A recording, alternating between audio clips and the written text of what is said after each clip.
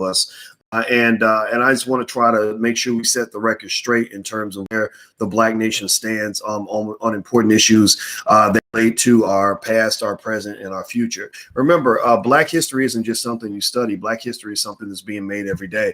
We are a part of Black history. This is Black History Month, but actually, I vote. In fact, right now, I vote a resolution just so we can be 100% clear. I'd like to give me a yes or no if you approve. I propose that we get rid of those, that we learn about Marcus Garvey and the great Black men and women of the past before we learn about the slave masters and all the white folks who did things for white people. I propose that we just make this Black History Year, that we just own every single part of the year, that we own every single part of the conversation as it pertains to history. Give me a yes or no if you agree, or put an I in the chat if you agree. Mississippi Magnolia, Impal 80, thank you. Bookman, Sinclair, what's going on, Sinclair? How are you? Good to see you. Tim Allen's from Atlanta. Good to see you. I concur. Says straight paper. All right. Aaron Lyons. Okay. All right. So it looks like we're getting a pretty unanimous vote. So the Council of Intelligent Black People has spoken, and I have spoken, and so the Honorable Dr. Boyce Watkins is going to issue my verdict now.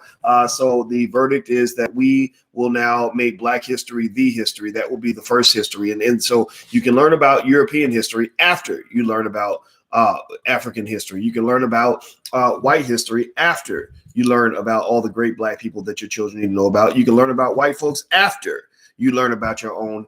Black people first, B1, type B1 in the chat also if you agree. So I've issued my order, and the Council of Intelligent Black People has spoken. So by the power invested in me by Intelligent Black, you're not just going to see me talk about it, you're going to see me be about it. We actually have a crew out in Hollywood. We have a production team in Hollywood right now that is making content and films and things like that related to Black history. Some of you have seen it on my channel. I'm Black History 2. That's what it's been called. And we actually have some nice vignettes. So if you go to drboycetv.com, and you go through the videos, you type in search for Black history, you'll find some of these little videos we've done. They've been very, very good. And these are the things you want your children to see. We're going to keep doing this. We're not going to stop. Boyce Watkins Films is part of the takeover. We are in the middle of a takeover. Remember Jay-Z did the Hova?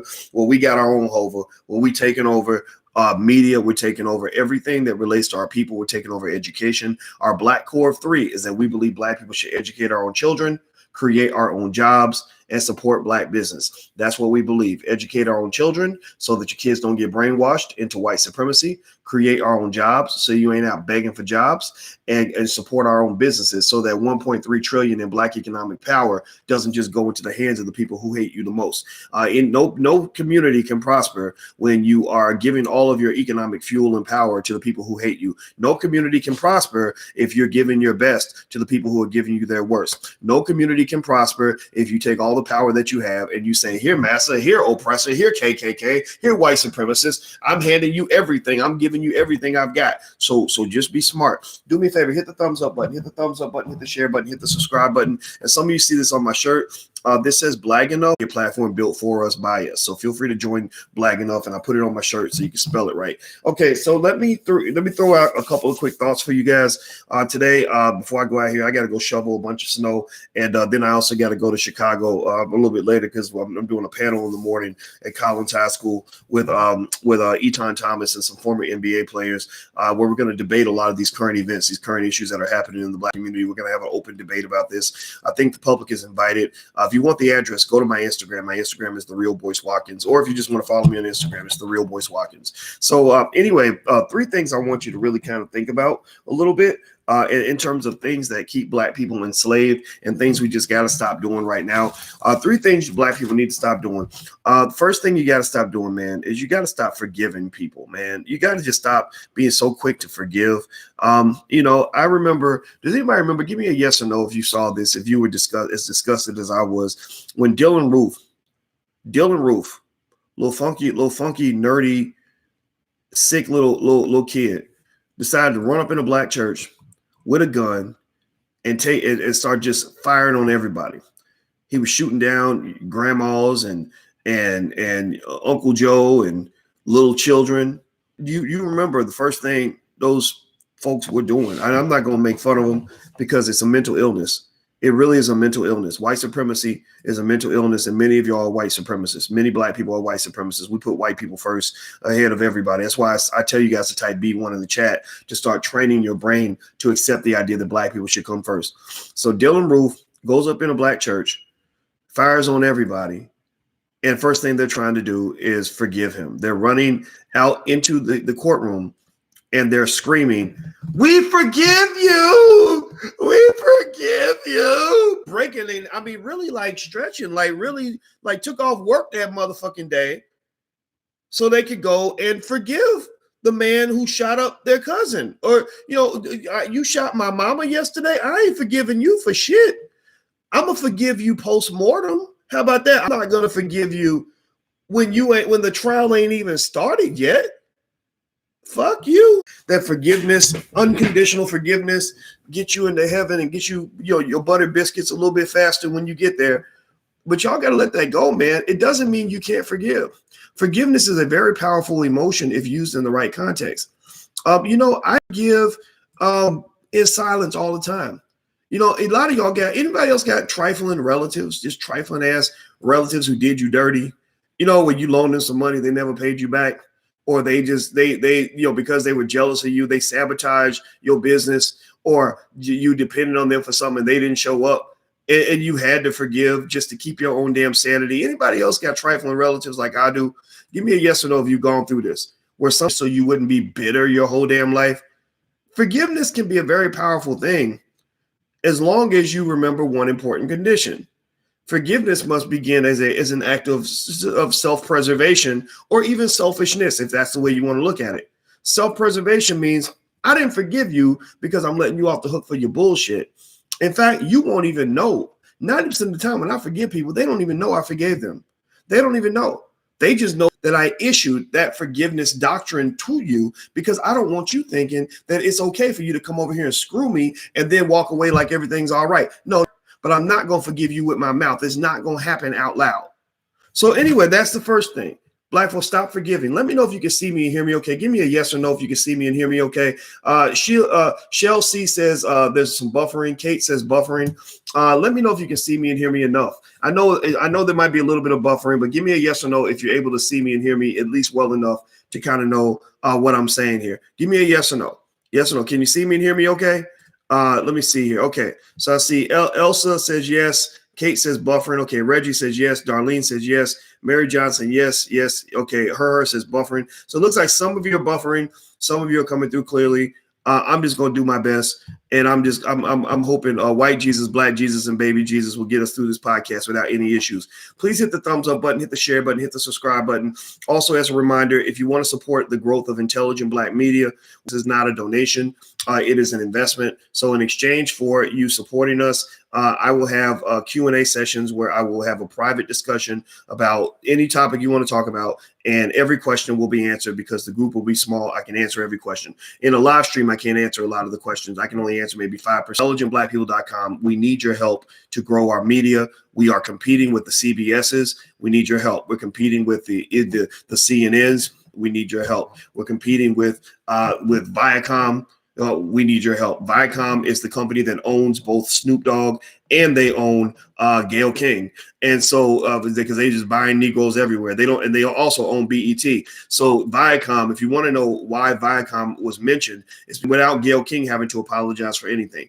Gayle King didn't apologize for nothing. Gayle King she is a bad person for apologizing, but it does mean that some would argue that it made the community look very, very weak, because when somebody makes you apologize and they don't apologize for anything, that's not a win for you. When you're in a fight or argument with your partner, if every time something goes wrong, every time they abuse you, every time they call you out of your name, every time he punches you in the face, he got you in there apologizing and he don't apologize for nothing, that's not a win for you. Every time she cusses you out and goes in on you and calls your mama a dirty dog and just does some ridiculous stuff, and you apologize because you're seeking to regain good favor with her and she doesn't apologize at all, that's not a win for you. You know, that's how I knew I was in an abusive relationship once, because in case you didn't know, men sometimes are abused as well emotionally. We tend to get abused emotionally. It starts with our mothers. When many of us grow up with mama, just kind of took it because he was trying to keep the peace. I don't know if you've ever seen that, but I actually had that issue as well, where I had a relationship with a woman where she was just really being mean to me, really, really disrespectful, just whatever. And the way I realized that I was in an abusive relationship was I said to her, I said, do you 22 years old? And I was 22 years old in 1 month, right? Like my 22nd birthday had happened a month and a half earlier. And so I remember I said to her, I said, I noticed that every time we get into a fight, I've apologized to you about 15 times, but you've never apologized to me once. And that's when I realized, I said, man, she's got me looking weak up in here. I'm looking weak trying to maintain this relationship. I said, so basically I just said, fuck you. Like, I'm out. I'm gone. Like, I'm not participating in this. I love myself too much. So that's the second thing Black people got to stop doing. Black people got to stop doing. Black people have to stop apologizing all the time. Stop apologizing. Stop being so quick to apologize to people who should be apologizing to you. Stop apologizing to people who should be apologizing to you. I know you want to get back in their good favor, but you don't owe them anything. I know you try to go get that white money. I know that white money's good. I know that the butter biscuits taste delicious and warm and moist in your mouth, but you got to stop apologizing, man. Seriously.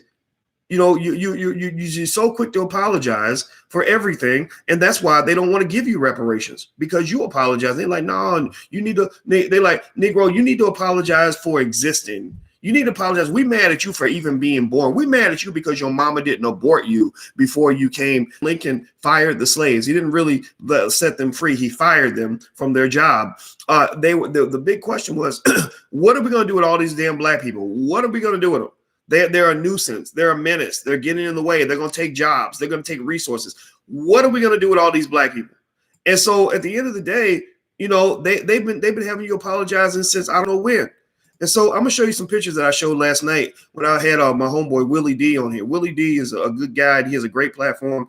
And Willie D is going to be part of my wedding July 11th, which is in the south side of Chicago. All of you are invited. I'm going to put an Eventbrite up so you can come out. I'm also trying to live stream it. I've talked to the videographers about it. I think we could pull it off. Look at this. Here's Tiger Woods apologizing. Now, what is he apologizing for? He's apologizing because his wife, his Becky wife, decided to take a golf club upside his face and claim the victim status. That's how they attack you. They claim the victim status so they can throw rocks without you throwing any rocks back. And so she claimed the victim status because I guess Tiger had cheated on her. So she used his cheating as an excuse to take a golf club upside his head. Last time I checked, attempted murder is not something that where you get are able to get the victim to apologize to you for. Attempted murder, last time I checked, is something that gets you sent to prison for life. If Tiger Woods, imagine this. Give me a yes or no. Give me a yes or no. What if she had cheated on him? What if she had gone out and slept with 14 men without Tiger knowing?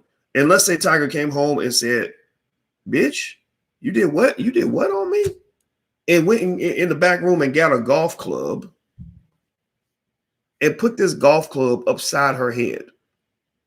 What do you think? What do you think would happen? Yes or no? You think they would forgive him, or do you think that they would send his ass up the river forever? Would they, would she be apologizing? Would she be on TV saying, I got beat in the head with the golf club because what I did was wrong. I disappointed my family. I disappointed my husband. Would that happen? No. You see, what you got to understand is in America, this is the game. I'm giving you the game on how America works, how white supremacy works, how they got inside your head. They got you playing what I call Negro games. Negro games are special rules that are set up for Black people, for the Black man and woman, that are not set up for anybody else. Here's another picture. This is Terrell Owens, again, apologizing. Like a little boy, they broke him down. Terrell Owens did nothing wrong. I remember this. I remember watching him apologize. I said, why is he apologizing? Came on this platform. His documentary is called Uppity. They're historically, there's been a doctrine in terms of how you deal with Negroes who don't know their place. So Terrell Owens was being uppity. They made him apologize, and like a sad little boy. Michael Vick, after the dog fighting thing, They wanted him to apologize. They treated him like he was a murderer. What he did was wrong. It ain't right to dogfight, but he wasn't no murderer. These were dogs. These were dogs. Michael Vick, they were talking about giving him the death penalty for what he did for fighting dogs. But a cop can kill a black man and they'll give him 2 weeks of paid leave. Kobe Bryant, when that nasty thought, that mentally ill woman who admitted to lying. I don't know if I mentioned this. I mention this every time I get, so you can go mention it. I need you to go mention this. Please retweet this. Please share this. Please push this video. Please hit the thumbs up button, share, subscribe, all that. Share it with other people so they can know the truth, because they're not going to get this from mainstream media. They're not going to get this from CBS. Gayle King will never tell them this. Gayle King will never tell you that that woman was on psychiatric medication. Gayle King will never tell you that that woman had schizophrenia, which is a detachment from reality. Gayle King will never tell you that that woman admitted to lying to the police on 2 or 3 occasions. She wrote it down. It's documented. Gayle King will never tell you that this lady had so much semen and pubic hair in her panties that her vagina looked like Grand Central, because she got her money after he wrote the letter. She got her $2.5 million, approximately, according to reports. Gayle King will never tell you that. I'm gonna tell you that. People who care about, look at how defeated they look. Look at how emasculated they look. They look like little boys who got caught stealing in the cookie jar. These are not real apologies. These are coerced apologies. Now, why did I bring up apologizing? Why did I say that we need to stop apologizing so much? The reason that I say that we need to stop apologizing is because when I saw Snoop Dogg apologizing to Gayle King, I saw a forced apology. I saw a situation where a king was reduced to a child. I saw a guy who goes on video and says, "Hey, y'all, this is Big Snoop Dogg." He didn't look like Big Snoop Dogg in that video. No disrespect. He looked like a little puppy. He didn't look like a dog. He looked like a puppy. And I don't like seeing that. I don't know about you, but I don't like seeing our strongest men get broken down into something that they're not. I believe that apology was coerced. So the rule number 2, one is stop forgiving people so quickly. And number 2, stop apologizing so fast. You don't apologize to people who harmed you. That's a violation of the principles of Black freedom. There are principles. There's rules to this shit. There's rules to being about that life of freedom. There's rules to being about that life of strength. There's rules to warfare. And the rules of warfare is stop forgiving your enemy so quickly when they come kill you, and stop apologizing to people who should be apologizing to you. The last rule that I believe Black people need to understand, we need to follow, is stop begging. Stop begging to be put into the white man's circle. Stop begging white folks to take care of you. Stop begging them to include you in what they got going on. Stop begging them to give you opportunities when you can create your own. Stop begging them to let you come and eat at their lunch counter when you got Black businesses you can support. Stop begging. I know you can't help it. I know that they told you that begging was okay, that begging was the way to be successful, but we know that did not work. In the civil rights movement, you had Black folks their money. Seriously. Like, I'm serious. I mean, think about this. I mean, would you, if there's some girl, fellas, if you had a woman that, and then she said, I need you to come over here and beg me to take your money, would you be over her house begging her to take money out of your bank account? Would you be trying to go empty your bank account so you could just get in the good graces of a woman who don't like you, don't respect you, don't care nothing about you, disrespects you, spit on your mama? Would you be begging that woman to give you a chance? Would you be, are you that much of a sucker that you would do something like that? Seriously, like, ladies, would you be begging a man to come back into your life if that man wasn't treating you right? Some of us have done that. Some of us have fooled ourselves. Some of us have suffered from low self-esteem. Some of us, and I put myself out there, who treat us the worst, we put them at the top. I don't know why we do that. A lot of us do that in relationships where you ever see that where somebody, you will have, a guy will have a girl that loves him to death and really wants to be there for him, who's nice and sweet and pretty and great. And then he'll ignore her and blow her off. And then there'll be some other lady who's acting like, wait a minute, no. I'm not going to give you the best that I got if you're not giving me the best that you got. So for Black folks, this begging is not a good look for you ever. It's not good for your dignity. It's not good for your pride. It's not good for your self-esteem. You got Black people in Hollywood that have no power because they're begging the academy, the racist academy, to give them an Oscar. Why would you be begging for you? Why are you begging for people who have told you 57,000 times, get the hell out of here, you raggedy Negro. We don't want you in this place. This ain't for a bad relationship from somebody who's mentally ill, codependent, right? Where you begging and you just begging that person to come and spend time with you, and they're doing everything in their power to let you know in no uncertain terms that they do not like you. That's what they do. I use Hollywood as a great example. They have said it in 80 languages that they have no respect for black people. Like, we don't even want you here. We don't like you. And we'll be like, we're going to march and rally. This ain't right. Oscars is so white. Y'all so racist. Y'all won't let us in. We just want to be a part of what you get. We need you to acknowledge us. That's training from slavery. That's white supremacy 101. White supremacy, as Willie D and I were talking about last night. I said, Willie, brother, we think all white supremacists are white. I said, that's not true. The majority of white supremacists in many cases are black. A large percentage believe his businesses are better. So we give our 1.3 trillion to him instead of giving it back to us. We believe that his media is better. That's why we support white-owned media before we support black-owned media. I got to beg Negroes to support the black media that we got out here that's doing a damn good job.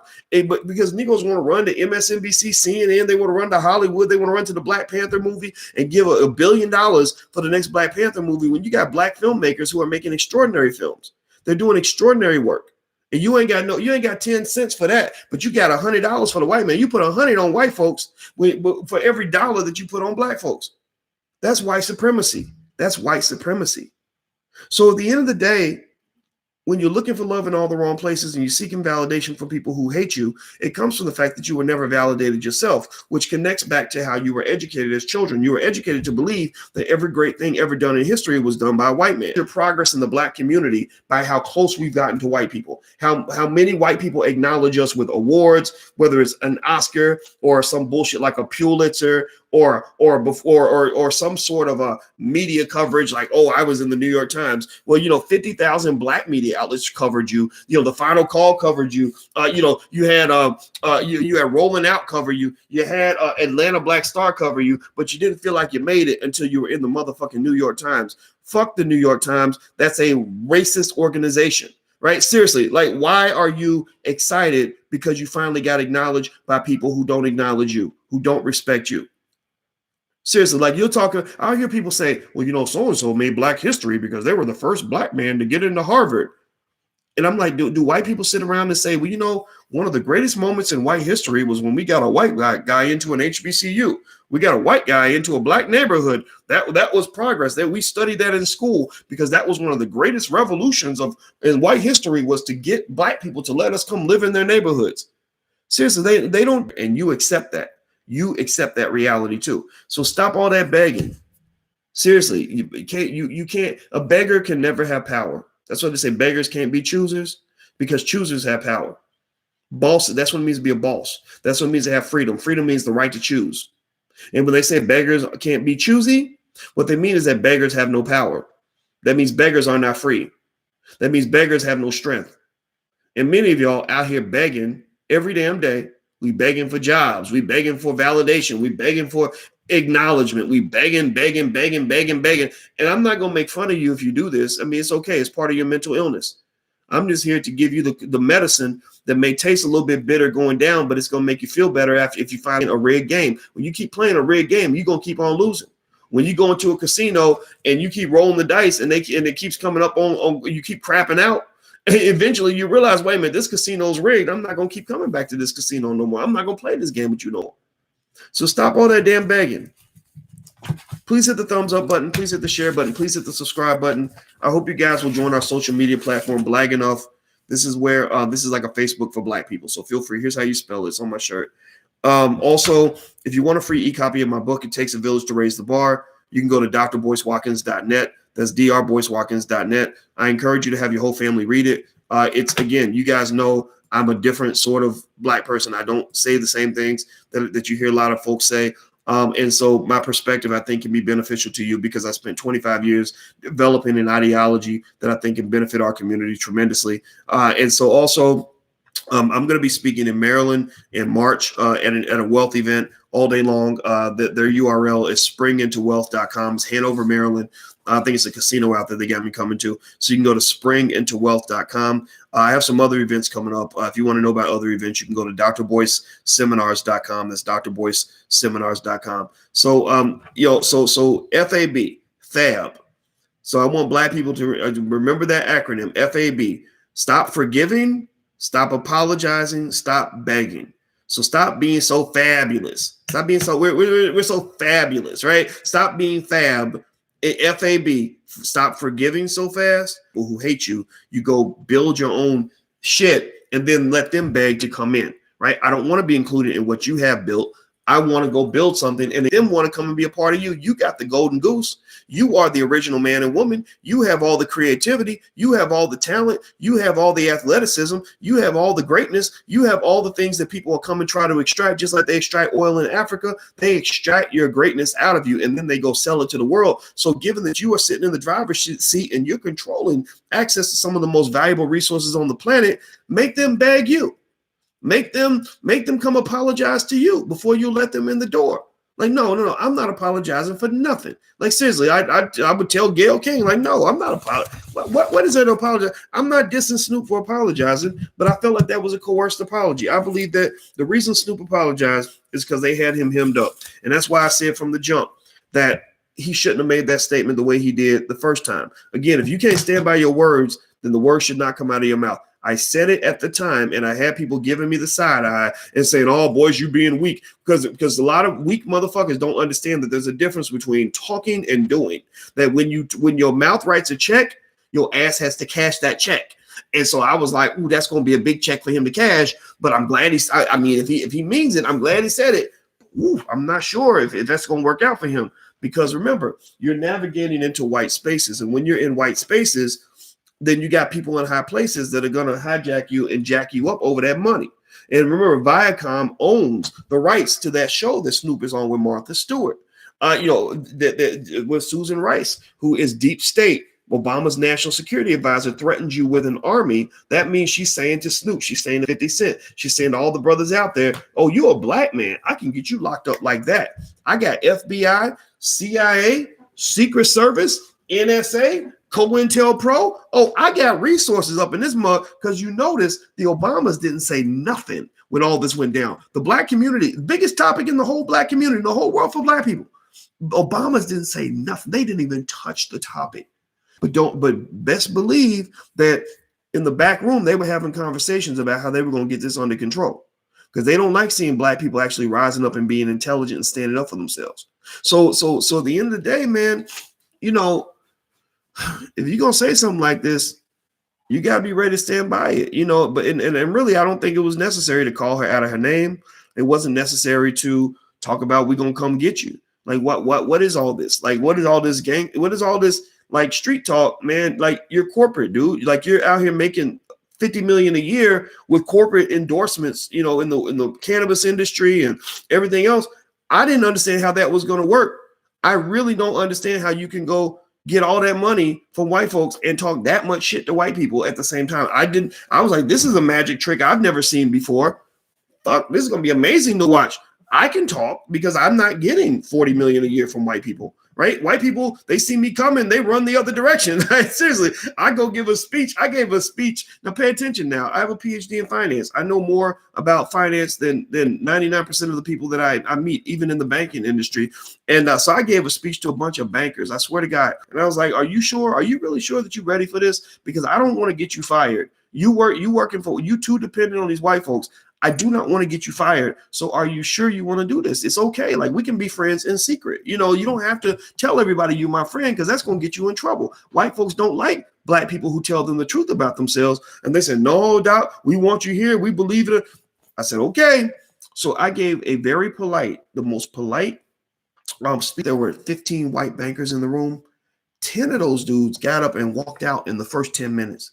10 of them, because they are so used to you being weak that they're accustomed to you telling them what they want to hear. They're accustomed to you forgiving for nothing, apologizing. Heard a black man speak unapologetically. Like I wasn't being mean. I was being extremely polite. I was like, look, I don't hate you. I'm not mad at anybody because the anger doesn't help. Every time he punches you in the face, you forgive him the next day because you don't want him to punch you in the face again. And every time he was standing in your way when you hit me in my head, he got you, got you out here begging, looking stupid. Like seriously, like so, because you're trying to be part of the cool kids group. You have good coffee and I just want you, just let me sit back here. I don't really want nothing. I think it's not. I'm not a fan of all of that. I'm not a fan of any of that. Now, some people are saying that there's technical difficulties. Jill says too much technical difficulties. I'm sorry, Jill. You can go to drboycetv.com if you want to switch over. I'm on a few different platforms. I'm increasing my Wi-Fi, so maybe that'll help. Give me a yes or no if you were able to hear me. Yes or no if you were able to hear me. I assume most of you can. I saw a lot of yeses. And so what I'm going to do is I'm going to shut it down. Do me a favor. Please hit the thumbs up button before you go. Hit the share button. Hit the subscribe button. Also, if you want to check out our financial workbooks for children, please go to financialworkbooks.com. That's financialworkbooks.com, tomorrow.com. That's our digital program for children. It has self-study exams. Your child will have a financial literacy level that exceeds the average college-educated adult. So you can go to blackmillionairesoftomorrow.com. That's blackmillionairesoftomorrow.com. Feel free to go check that out. And I'm sorry about if you guys had any buffering. Some people see buffering. Some people were able to hear me. So I'm going to go on and bounce up out of here, and I'll try to load a recording. So have a good day, everybody. I love you, and thank you for listening. And no disrespect to anybody who disagrees. I just have to make sure I make it plain in terms of giving you my version of the truth. So I'll see you guys later. Have a good day. Talk to you soon. Peace.